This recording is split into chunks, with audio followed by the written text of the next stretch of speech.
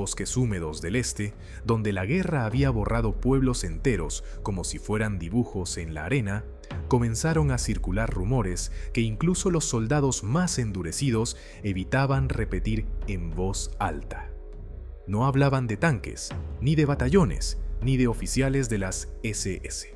Hablaban de niños, niños demasiado silenciosos, demasiado rápidos, demasiado invisibles para pertenecer al mundo de los vivos. A finales de 1943, cuando el Tercer Reich estaba decidido a mantener el control sobre territorios que ya se desmoronaban bajo sus botas, empezaron las desapariciones, una casa incendiada, un granero reducido a cenizas y ni un solo cuerpo de niño entre los restos. Las familias que sobrevivían decían haber visto luces en el bosque, sombras pequeñas moviéndose entre los árboles, figuras que parecían conocer cada raíz, cada tronco, cada escondite. Luego simplemente desaparecían. Los informes alemanes eran mucho más fríos. En archivadores grises se leía una palabra repetida con creciente frecuencia: selección. No eran niños perdidos, eran niños tomados. A los ojos de Himmler y de los hombres que orbitaban alrededor de sus ideas retorcidas, los niños de las zonas ocupadas representaban un recurso inexplorado. Eran ágiles, astutos, capaces de sobrevivir bajo condiciones que quebrarían a cualquier adulto. Y sobre todo, se les podía moldear. Era una lógica cruel. Un niño sin familia no tenía a quien llorar. Un niño sin futuro podía convertirse en un arma. Desde los primeros meses de 1943, unidades especiales de las SS comenzaron a barrer los territorios del este, no para capturar espías o partisanos, sino para seleccionar cuerpos pequeños. La orden era clara: edad entre 9 y 14, resistencia física alta, instinto de supervivencia extraordinario, ningún vínculo emocional detectable. El Reich no buscaba soldados, buscaba fantasmas. Uno de los primeros lugares donde se documentó esta práctica fue una aldea polaca llamada Stare Lipki. Un oficial alemán escribió un informe breve, casi indiferente. Se encontraron 5 menores con características aptas, traslado inmediato a instalación Dąbrowy 8. Los padres no opusieron resistencia. Era mentira, por supuesto. Los padres siempre resistían, pero sus gritos no quedaban en los archivos. A partir de esos traslados surgió el rumor de un complejo oculto en los densos bosques de Prusia Oriental. Waldwasser, un nombre que parecía inocuo, aguas del bosque, pero que pronto se convertiría en un susurro de terror entre quienes lograban escapar de la línea del frente. Allí, decían, los niños ya no eran niños.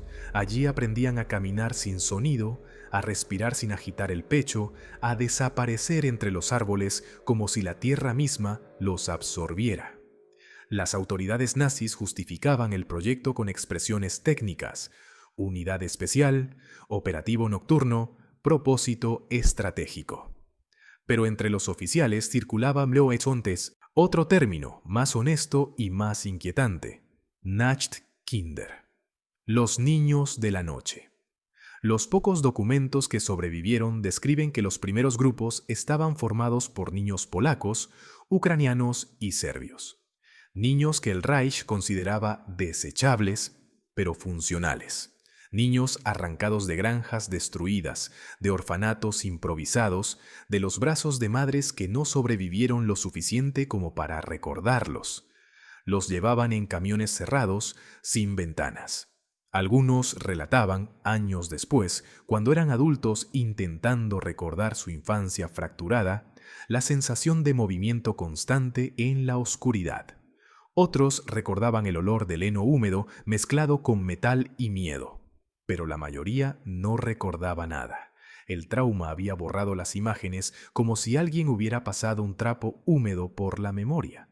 Cuando llegaban al complejo, no recibían nombres nuevos. Recibían números y una advertencia: de día sois nadie, de noche sois arma.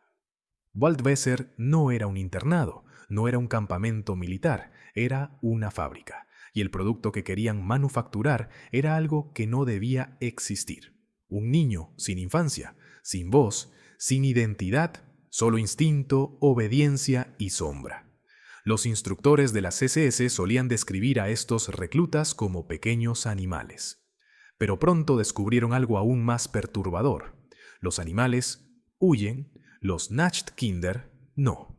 Ellos observaban, memorizaban, aprendían. En una de las primeras evaluaciones internas, un oficial escribió algo que nunca debió aparecer en un archivo militar. No temen la oscuridad, temen la luz.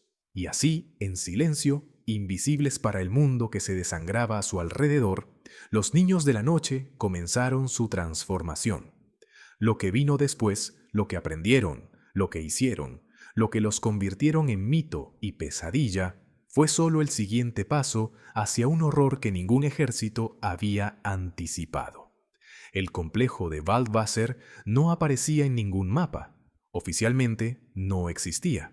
Ni siquiera los soldados que custodiaban el perímetro sabían qué ocurría detrás de las alambradas cubiertas de musgo. Las órdenes eran simples. Disparas a todo lo que se mueva después del anochecer, salvo si es demasiado pequeño.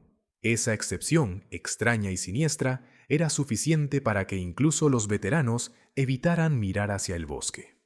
Waldwasser estaba construido como una herida abierta en mitad de los árboles. Barracones de madera húmeda, miradores, torres de vigilancia apagadas durante la noche para no delatar la presencia de la instalación. Lo único que permanecía encendido era la luz tenue del edificio central, el aula, que parpadeaba como un latido enfermo. Allí comenzaba la transformación.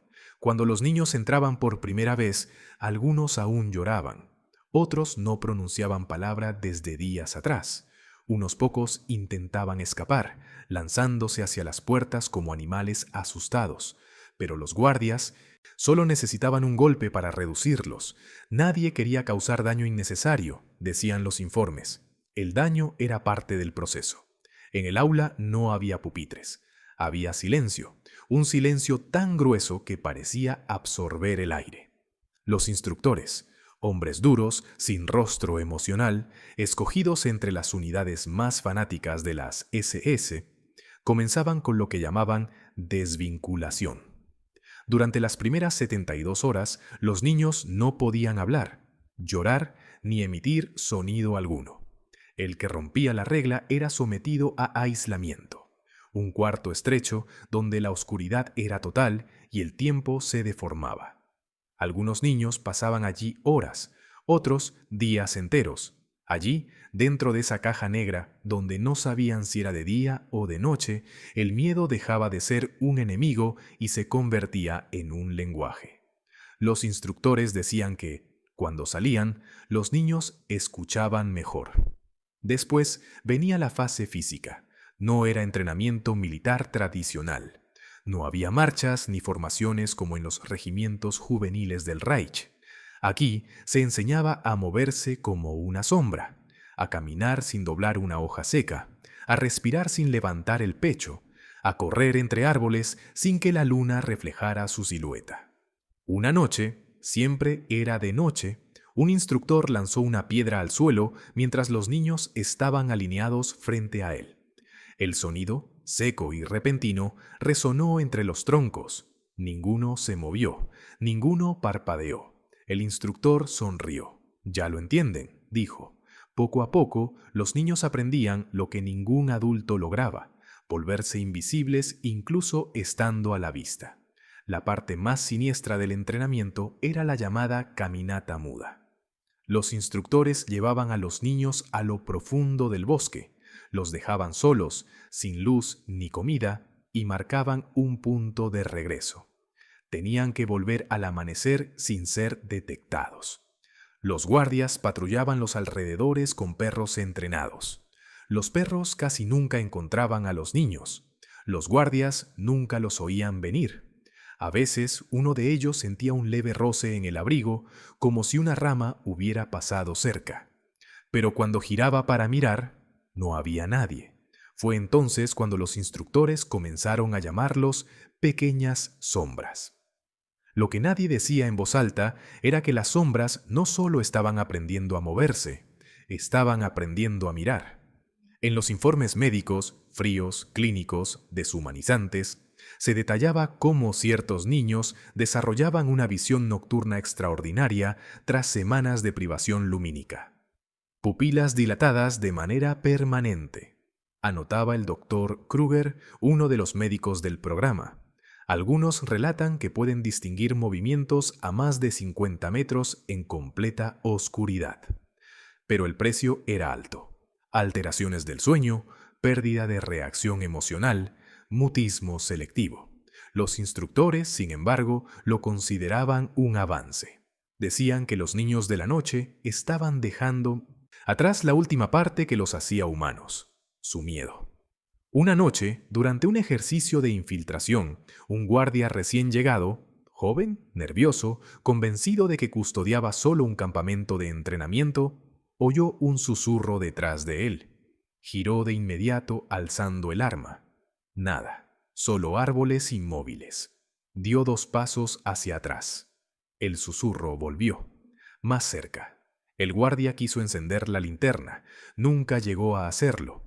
A la mañana siguiente lo encontraron tirado sobre el musgo húmedo, temblando, balbuceando algo que ni el oficial médico pudo descifrar. Su informe decía: afirma haber sido rodeado por niños que no vio. Asegura que respiraban sin ruido. El paciente presenta taquicardia severa. El guardia fue transferido al día siguiente. El incidente no fue registrado oficialmente. En Waldwasser estas cosas eran rutina, porque los niños ya no eran niños, no caminaban, flotaban entre los árboles, no miraban, examinaban, no obedecían por miedo, obedecían porque su identidad había sido borrada y reemplazada por un único propósito, el propósito de convertirse en armas vivientes del silencio. Y cuando el entrenamiento básico terminó, los instructores ordenaron que se prepararan para la siguiente fase, la fase que haría de ellos algo más que sombras, algo que los soldados del frente describirían, meses después, como criaturas demasiado rápidas para ser humanas. Pero esa historia, el momento en que los niños de la noche comenzaron a hacer su trabajo en el mundo real, solo estaba por empezar. No importaba cuán silenciosos, rápidos o invisibles se volvieran los niños, los instructores sabían que había un enemigo que ningún entrenamiento podía eliminar completamente: el miedo. El miedo hacía que un dedo temblara antes de apretar una navaja. El miedo hacía que un corazón latiera más rápido y delatara su posición. El miedo volvía humanos a quienes el Reich necesitaba convertir en sombras perfectas. Para resolverlo, recurrieron a los médicos, y así nació el jarabe negro. El nombre oficial era irrelevante, una combinación de números y letras que ni los propios médicos recordaban. Pero entre los instructores se hablaba de él con una mezcla de fascinación y alarma. Era un líquido espeso, casi azabache, que manchaba las paredes de los frascos como aceite quemado. Se administraba con una cuchara metálica, directamente bajo la lengua, donde los receptores absorbían el compuesto en cuestión de segundos. Los médicos aseguraban que la fórmula actuaba sobre 2 frentes: apagar la respuesta de miedo y agudizar la percepción nocturna. Un niño sin miedo es un recurso invaluable, escribió el doctor Kruger en un informe confidencial. Un niño sin miedo ni dolor es prácticamente indestructible. Las primeras dosis fueron administradas durante una noche sin luna. Los niños se sentaron en filas, inmóviles, esperando. Los médicos caminaban entre ellos, inclinándose para dejar caer una gota espesa sobre sus lenguas. Ninguno protestó, ninguno parpadeó. Durante los primeros minutos no pasó nada. Luego comenzaron los efectos. Uno de los niños, un chico ucraniano de unos 12 años, levantó la cabeza lentamente, como si acabara de recordar un sueño olvidado. Sus pupilas se dilataron hasta cubrir casi todo el iris. Otro niño empezó a respirar más rápido, pero no parecía preocupado, solo despierto, intensamente despierto.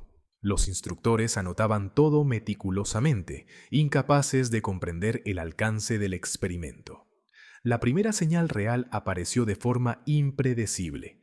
Un niño serbio, pequeño, huesudo, siempre tembloroso durante las noches frías, se levantó de su banco sin que nadie se lo ordenara.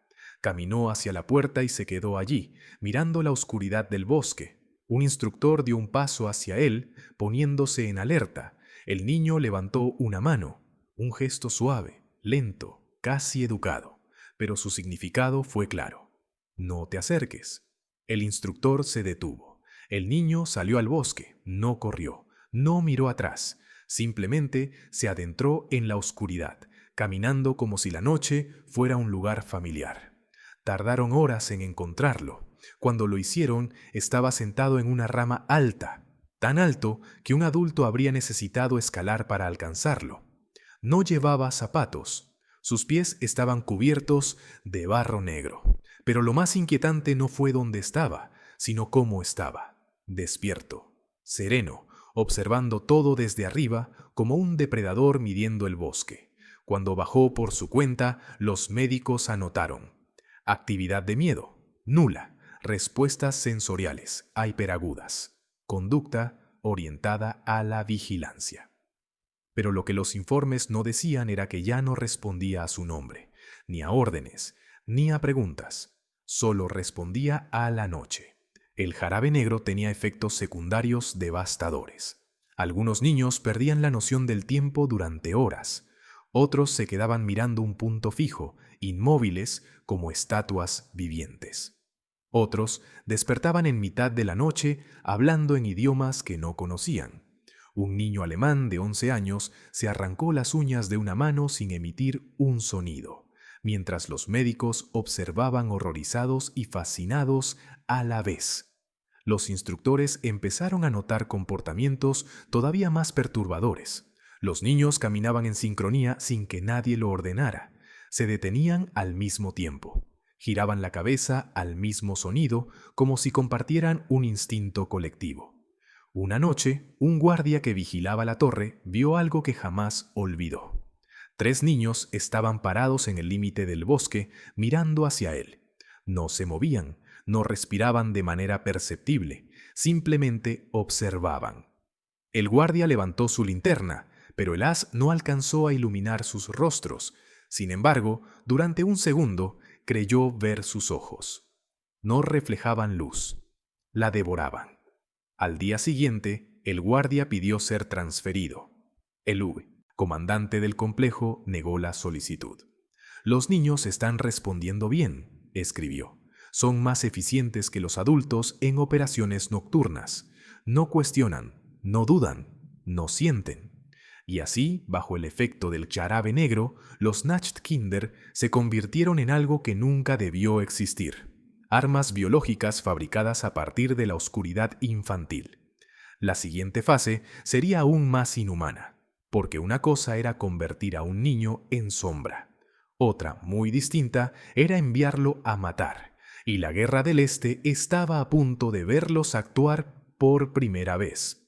El invierno del 44 cayó sobre el frente del este como un telón de plomo. Las noches eran tan largas que parecían tragarse al día entero, y en esa oscuridad, la misma que envolvía trincheras, bosques y aldeas destruidas, los instructores decidieron que había llegado el momento. Los Nachtkinder iban a ser liberados, no al mundo, al frente. La primera misión fue una prueba simple, según los oficiales: cruzar una línea soviética, destruir cables de comunicación y volver sin ser detectados.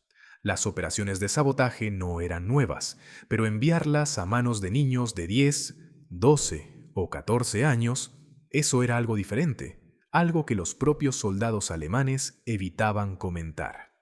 Algunos los veían pasar por el campamento, figuras pequeñas envueltas en mantas oscuras, ojos abiertos de par en par, observando a todos con un silencio que helaba la sangre. Una noche, un sargento preguntó a un instructor: ¿por qué enviarlos? Son solo críos. El instructor respondió: porque ya no son humanos. Al Asteros Sinroero, 10 Nachtkinder se deslizaron fuera del campamento. No marchaban, fluían. Sus pasos eran tan ligeros que ni siquiera rompían la capa de hielo. Entre los árboles parecían sombras pintadas en la noche. No llevaban armas de fuego, solo cuchillos cortos, finos como agujas, y una cuerda negra para estrangulaciones silenciosas. Los guardias de la Wehrmacht, acostumbrados a ver todo tipo de horrores, se quedaron en silencio mientras las siluetas diminutas se perdían entre la nieve. A las 02:37, los cortes en las líneas soviéticas estaban hechos.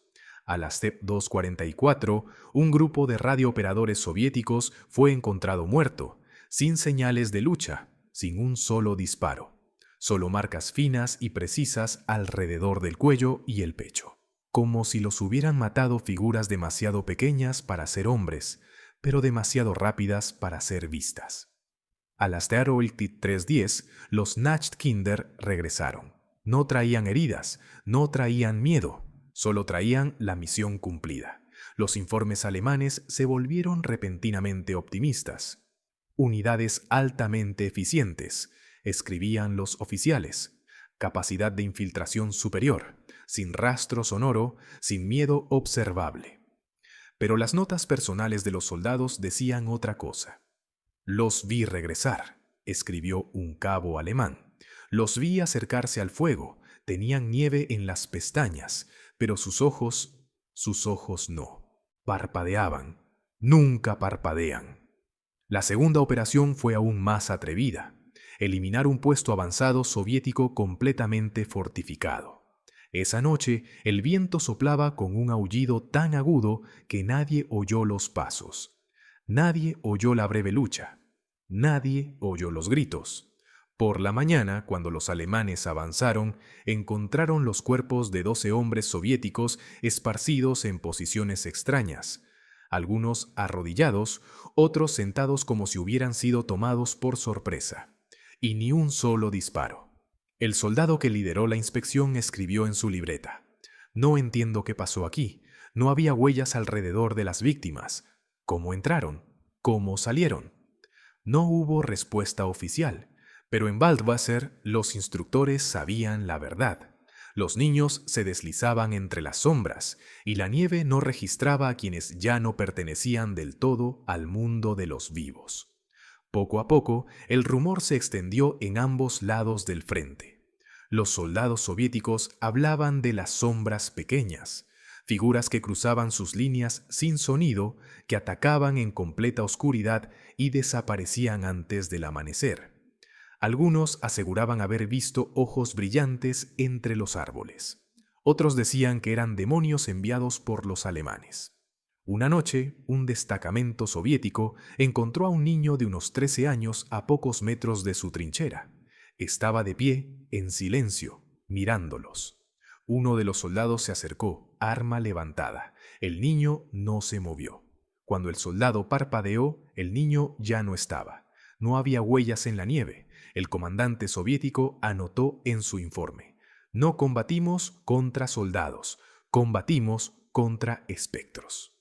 Pero los Nachtkinder no eran espectros, eran niños mutilados en alma, criaturas entrenadas para obedecer órdenes sin cuestionarlas, sin reflexionar, sin sentir. Niños que habían aprendido a matar antes de aprender a leer. En una operación particularmente brutal, los Nachtkinder fueron enviados a eliminar a un espía que se escondía en una casa abandonada. Un niño de 11 años entró primero. Cuando los soldados alemanes llegaron minutos después, encontraron al objetivo muerto en un rincón, sin una sola gota de sangre en el suelo. El niño estaba sentado en el suelo, con las manos en el regazo, mirando por la ventana como si esperara algo. El informe decía: «El objetivo fue neutralizado con precisión quirúrgica. El operario no mostró emoción». Pero un asistente médico que examinó al niño más tarde escribió una nota no oficial. «Sus manos no temblaban, las mías sí». Con cada misión, la humanidad de los Nachtkinder parecía desvanecerse. Algunos dejaban de responder incluso a órdenes verbales. Solo obedecían gestos, movimientos, como si el lenguaje fuera un recuerdo innecesario. Otros ya no reconocían sus propios nombres. Algunos se reían en la oscuridad sin razón aparente. Eso inquietó incluso a los instructores, porque un arma perfecta no era. Debería tener voluntad, y los Nachtkinder empezaban a mostrarla. La noche del 12 de diciembre del 44, un instructor observó algo que nunca escribió en los registros oficiales. Dos Nachtkinder estaban de pie en medio del bosque, sin supervisión. No entrenaban, no hablaban, solo miraban hacia el norte, hacia el frente, como si escucharan algo que nadie más percibía. Cuando el instructor les ordenó volver, no se movieron. Tuvieron que arrastrarlos de vuelta al campamento. Esa noche, dos instructores desaparecieron, y el miedo, ese miedo que los adultos pensaron haber entrenado fuera de los niños, volvió a la instalación. Pero esta vez, no en los reclutas, en los hombres que los habían creado, porque los Nachtkinder ya no eran herramientas, ni sombras, ni víctimas, eran algo nuevo, algo que no obedecía siempre, algo que no hablaba, algo que estaba empezando a elegir. El invierno en Waldwasser no tenía estaciones, solo dos estados, oscuridad y una oscuridad aún más profunda.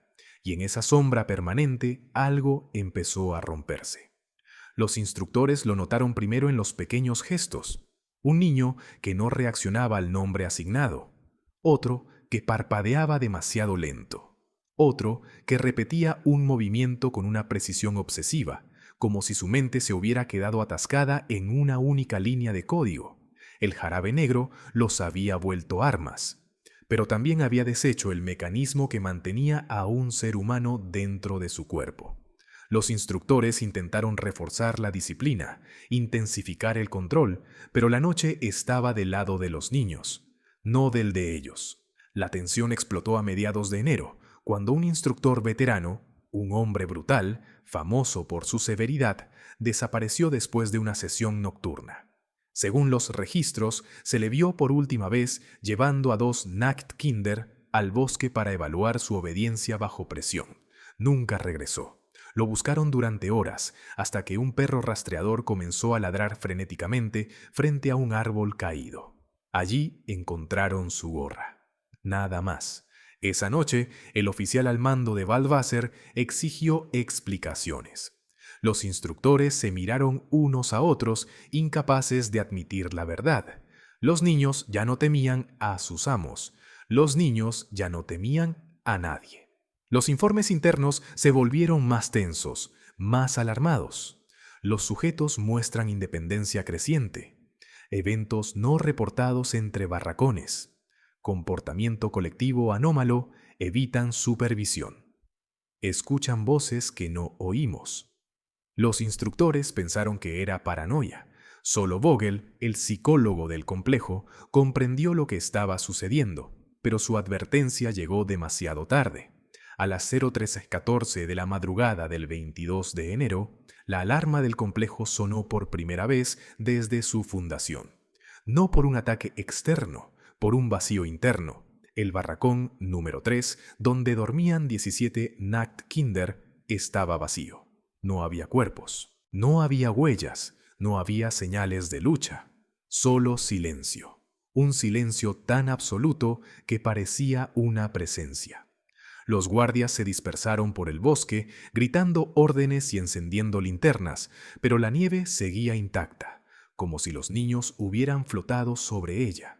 A las 03:27 se escuchó el primer grito. Un guardia apareció corriendo desde la zona norte, la cara blanca de terror, la boca abierta pero sin poder formar palabras. Cuando por fin se calmó lo suficiente para hablar, murmuró. Estaban detrás de mí, sin hacer ruido. Me siguieron durante minutos. No terminó la frase. Sus manos temblaban demasiado. Los oficiales ordenaron un cierre total. Los instructores se armaron, aunque la mayoría sabía que un arma de fuego servía de poco contra algo que no se veía venir. Aún así, avanzaron. En el borde del bosque encontraron algo que no esperaban. Un dibujo, hecho con carbón sobre la corteza de un árbol. Sencillo, infantil, pero escalofriante. Se veía un grupo de figuras pequeñas, rodeando a una figura grande caída en el suelo. Debajo, una palabra escrita torpemente: Nacht. A las 04:03 regresaron los primeros niños. Entraron al campamento caminando, uno por uno, en fila silenciosa, como si volvieran de clase. No llevaban armas, no mostraban sangre, no lloraban, no hablaban. Sus ojos eran pozos vacíos. Un instructor se acercó a uno de ellos, una niña menuda, de 10 años, siempre respetuosa y dócil, para preguntarle dónde estaban. La niña giró la cabeza lentamente. «Estábamos escuchando», dijo. «¿A quién?», preguntó él. La niña inclinó un poco la cabeza, como si la pregunta fuera absurda.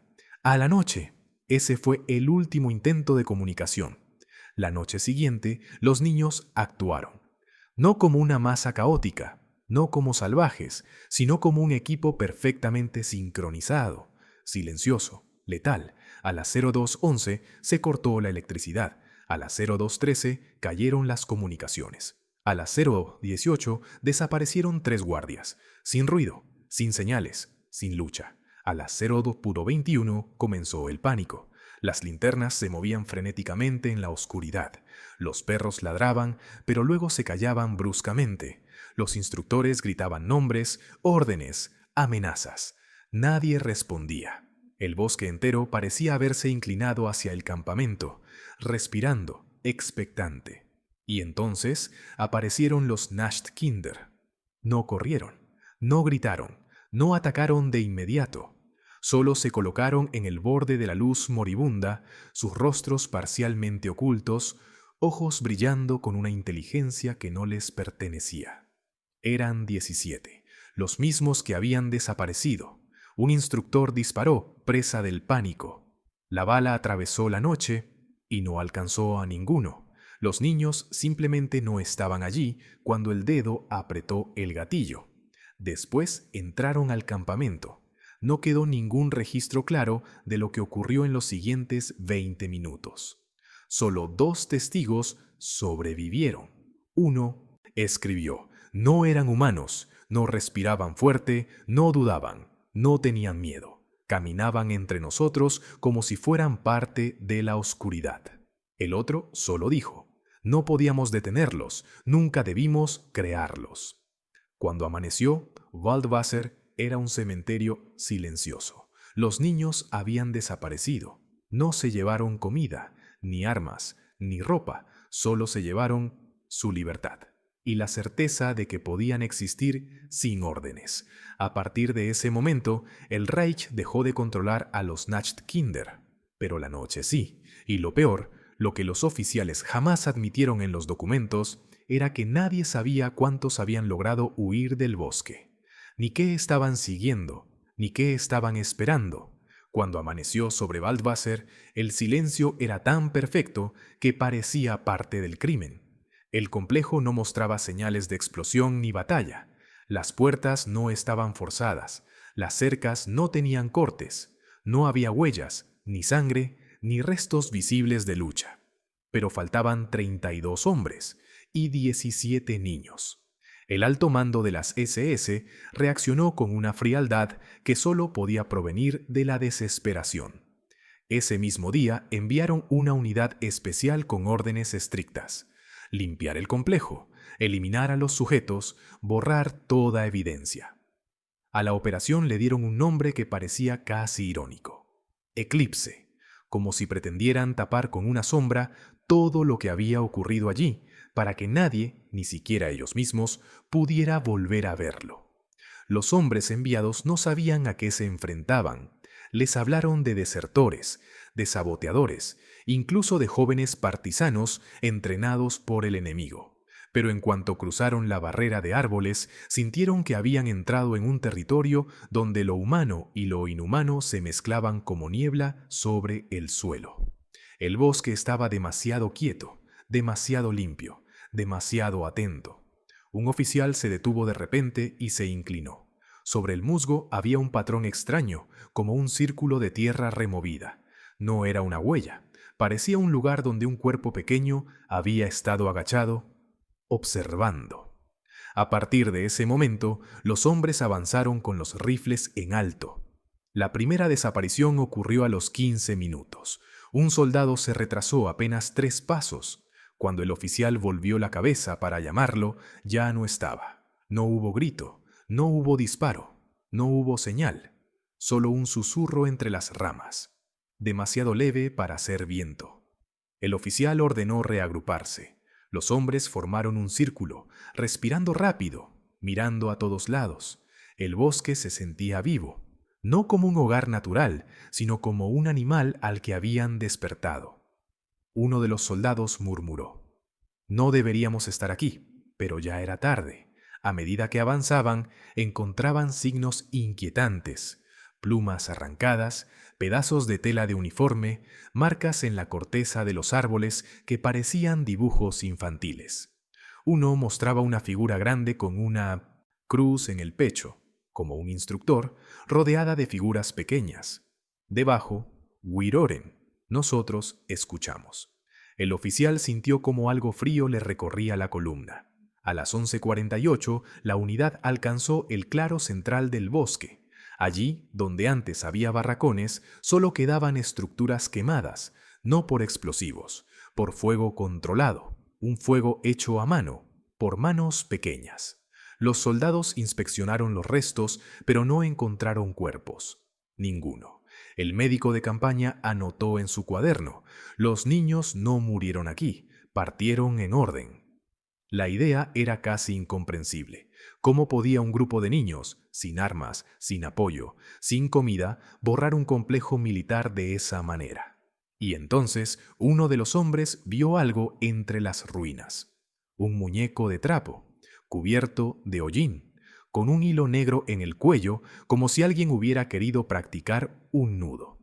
Ese detalle, pequeño, miserable, humano, fue lo que quebró la moral del grupo.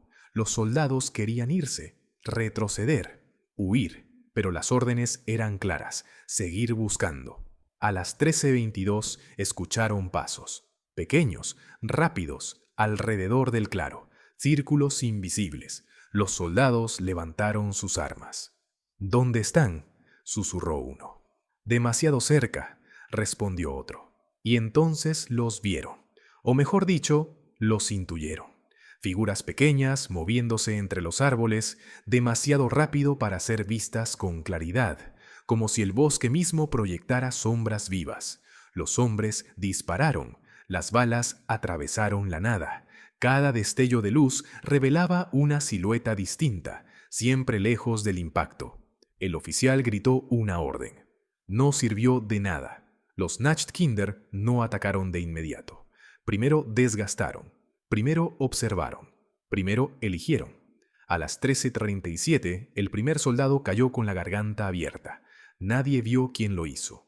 A las 13:41, otro desapareció en la maleza, arrastrado sin un sonido.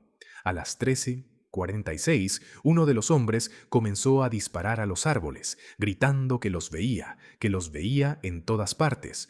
Murió con el cargador vacío.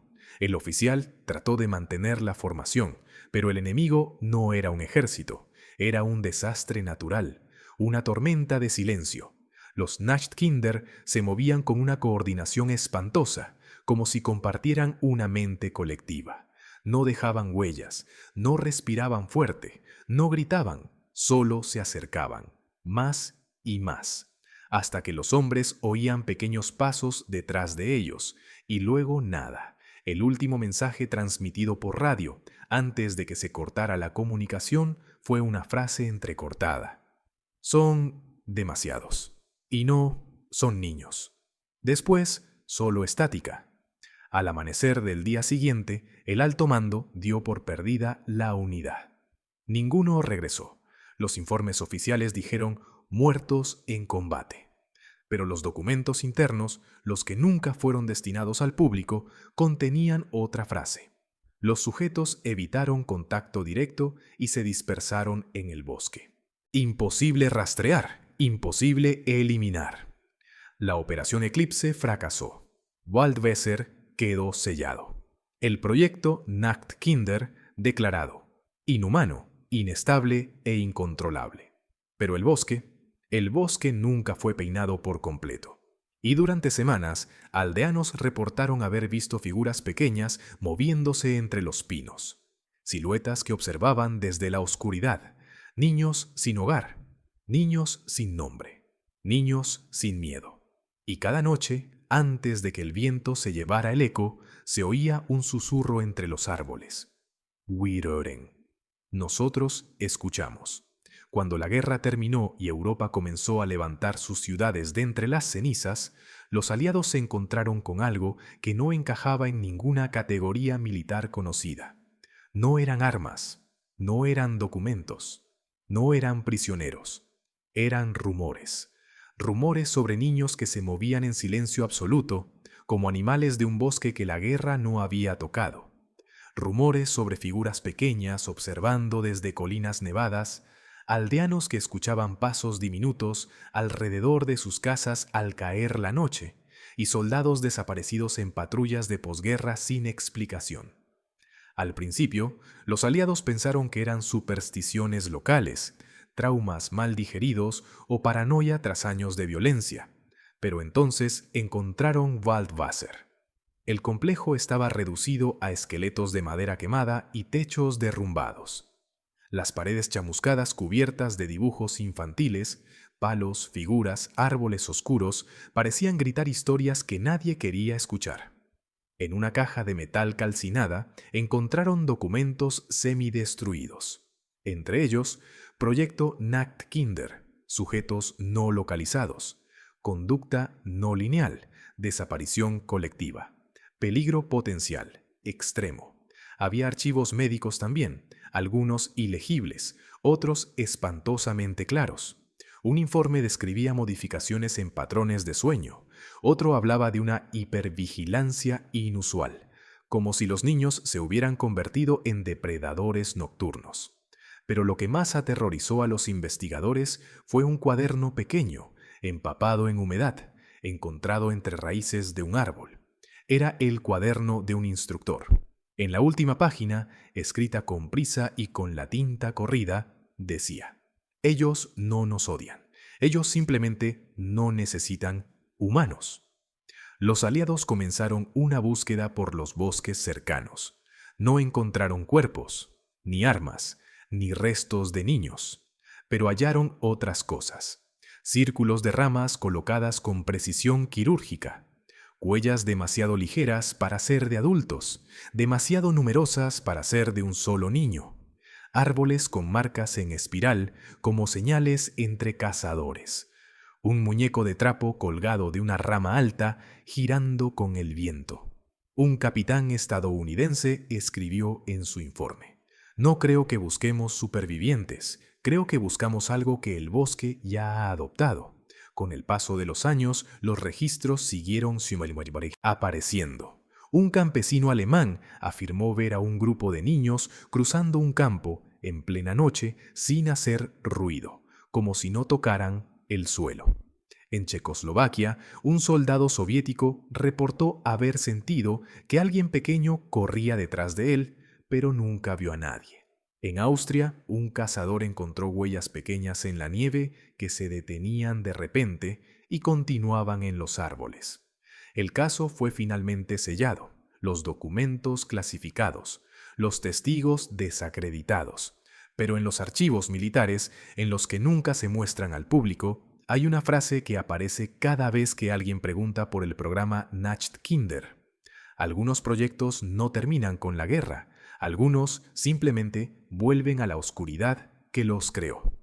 Y aunque los bosques de Prusia Oriental son ahora tranquilos y las aldeas reconstruidas viven en paz, los ancianos aún advierten a los niños que no se alejen demasiado después del atardecer, porque hay noches muy silenciosas, demasiado silenciosas, en las que todavía parece escucharse un susurro entre los árboles. Wirören. Nosotros escuchamos.